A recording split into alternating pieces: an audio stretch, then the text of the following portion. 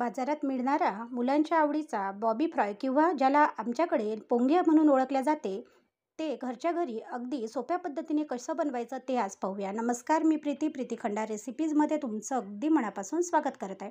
घरच्या घरी पोंगे बनवण्याची सोपी पद्धत आज मी तुमच्यासाठी घेऊन आलेली आहे. पोंगे बनवण्यासाठी इथे बघा 1 कप एवढं आपण तांदळाचं पीठ घेतलेलं आहे. आता हे जे पीठ आहे ते आपण जे भाकरीसाठी घरी बनवतो तेच पीठ इथे मी वापरलेलं आहे. तुम्ही विकतचं पीठसुद्धा इथे वापरू शकता. त्याच्यानंतर याच्यामध्ये आपल्याला अर्धा चम्मच मीठ घालून घ्यायचं आहे. मीठ घातल्यानंतर अर्धा चम्मच इथे आपल्याला फूड कलर लागणार आहे. तर इथे बघा मी येलो कलर असा घेतलेला आहे. तुम्ही इथे दुसरा कोणताही कलर वापरू शकता. येलो कलर वापरल्यानंतर चिमूटभर एवढा आपल्याला खायचा सोडा याच्यामध्ये घालायचा आहे. आणि आता हे सगळं साहित्य आपल्याला अशा प्रकारे बघा मिक्स करून घ्यायचं आहे. मिक्स केल्यानंतर आपल्याला याच्यामध्ये थोडं थोडं पाणी घालायचं आहे आणि याचा छान असा एक गोळा तयार करून घ्यायचा आहे. गोळा तयार करताना आपल्याला एकदम घट्टसर असा गोळा तयार करायचा नाही, अगदी सैल असा गोळा तयार करायचा, जेणेकरून शिजल्यानंतर हा जो गोळा आहे किंवा हे जे पीठ आहे ते एकदम कडक यायला नको. पोंगे हा एक असा पदार्थ आहे की जो लहानापासून तर मोठ्यापर्यंत अत्यंत आवडीने खाल्ला जातो. म्हणजेच आपण आपल्या घरी आलू पोंगे किंवा तसेही पोंगे खाल्ल्या जातात आणि आवडीने आपण दुकानातून विकत आणून हे पोंगे खात असतो. पण आज आपण घरच्या घरी हे पोंगे बनवूया. तर इथे बघू शकता मी पिवळ्या कलरचा इथे पीठ मळून घेतलेला आहे. आता एक चाळणी घ्यायची आहे आणि या चाळणीमध्ये आपल्याला अशा प्रकारे हे ठेवून घ्यायचं आहे. आता आणखी अर्धा वाटी इथे तांदळाचं पीठ घ्यायचं आहे. त्या पिठामध्ये चवीनुसार आपल्याला मीठ घालायचं आहे आणि किंचित एवढा आपल्याला हिरवा कलर इथे घालायचा आहे. आज आपण पिवळे व हिरवे असे पोंगे बनवणार आहोत. तर मी इथे चिमूटभर एवढा हिरवा कलर घालून घेतलेला आहे. चिमूटभर आपल्याला इथे खायचा सोडा लागणार आहे आणि हे जे सारण आहे किंवा हे जे साहित्य आहे ते सगळं आपल्याला अशा प्रकारे बघा मिक्स करायचं आहे. मिक्स केल्यानंतर आपल्याला याच्यामध्ये सुद्धा थोडं थोडं असं पाणी घालायचं आहे आणि हे जे पीठ आहे याचा सुद्धा एक छान असा सैलसर गोळा इथे तयार करून घ्यायचा आहे. तुम्ही जर इथपर्यंत व्हिडिओ पाहत आला असाल, तुम्हाला माझे व्हिडिओ पाहायला आवडत असेल आणि जरी तुम्ही या चॅनलला सबस्क्राईब केलं नसेल तर एक सबस्क्राईब करा. व्हिडिओला लाईक केलं नसेल एक लाईक करा. साईडने असलेली बेल आयकॉनची बटन प्रेस करायला विसरू नका. आणि जर आधी तुम्ही चॅनलला सबस्क्राईब केलं असेल तर तुमचे खूप खूप खूप असे धन्यवाद. इथे तुम्ही बघू शकता आपण तांदळाच्या पिठाचे 2 कलरचे एवढे गोळे इथे तयार करून घेतलेले आहे. आता हे जे गोळे आहे हे दोन्ही आपल्याला चाळणीत अशा प्रकारे ठेवून घ्यायचे आहे आणि एकीकडे आपल्याला पाणी उकळीस ठेवायचं आहे. तर बघा मी अशा प्रकारे प्लेटमध्ये हा गोळा ठेवून घेतलेला आहे, कारण की जर आपण साईडनं हा गोळा ठेवला तर पिठामध्ये दोन्ही प्रकारचे जे गोळे आहे ते एकत्र मिक्स होण्याची शक्यता आहे किंवा याचा कलर त्याला व त्याचा कलर त्याला लागण्याची शक्यता आहे. म्हणून आपल्याला अशा प्रकारे वेगवेगळं असं हे पीठ शिजवून घ्यायचं आहे. पाण्याला छान अशी उकळी आलेली आहे आणि चाळणीमध्ये मी अशा प्रकारे पीठ ठेवून घेतलेलं आहे. आता आपल्याला मोठ्या अशा पावरवर 15 मिनटं हे पीठ शिजवून घ्यायचं आहे. तुम्ही बघू शकता किती छान असा याला कलर आलेला आहे आणि हे पीठसुद्धा छान असं शिजलेलं आहे. आता आपल्याला पीठ असं साईडने ठेवून द्यायचं आहे व पीठ आपल्याला छान असं थंड होऊ द्यायचं आहे. तर इथे बघू शकता या प्रकारे मी पीठ पूर्णतः काढून घेत आहे. तर बघू शकता पीठ छान शिजलेलं आहे आणि पीठ छान असं गरमसुद्धा आहे. आपल्याला थोडं थंड असं इथे होऊ द्यायचं आहे. अगदी 10 ते 15 मिनटं हे पीठ मी थंड करून घेतलेलं आहे आणि आता एका ताटामध्ये मी हे पीठ काढून घेणार आहे. तर सर्वात आधी पिवळ्या कलरचं आपण पीठ इथे घेऊया आणि त्याला छान असं हाताने मळून घेऊया. पीठ थंड असल्यामुळे हाताने सहज असं मळलं जातं. तर बघू शकता या प्रकारे आपल्याला हे पीठ जे आहे ते छान असं मळून घ्यायचं आहे. उन्हाळा आला की आपण वेगवेगळ्या वाळवणीच्या रेसिपी आपल्या घरी करत असतो आणि ते वर्षभर साठवत असतो.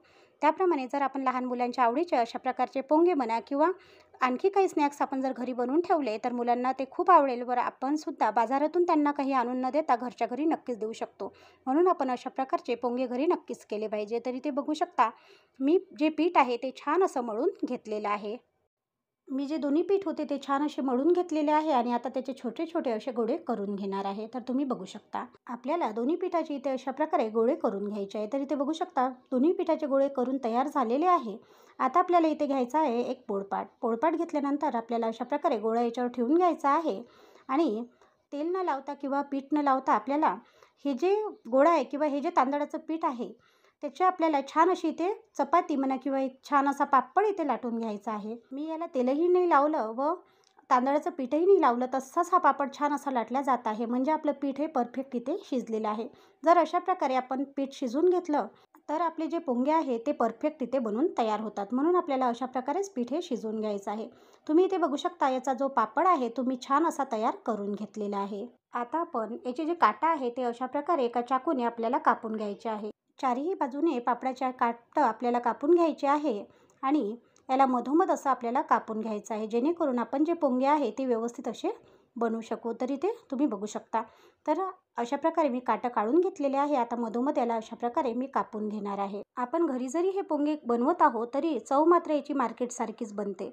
म्हणून तुम्ही नक्की एकदा अशा प्रकारची पोंगे रेसिपी नक्की करा. आता काय करायचं, आपल्या घरी प्रत्येकाकडे असं बेलणं असतंच आणि ते बेलणं घ्यायचं आहे आणि अशा प्रकारे बघा साईडने त्याला ठेवायचं आहे आणि अशा प्रकारे फोल्ट मारत जायचं आहे.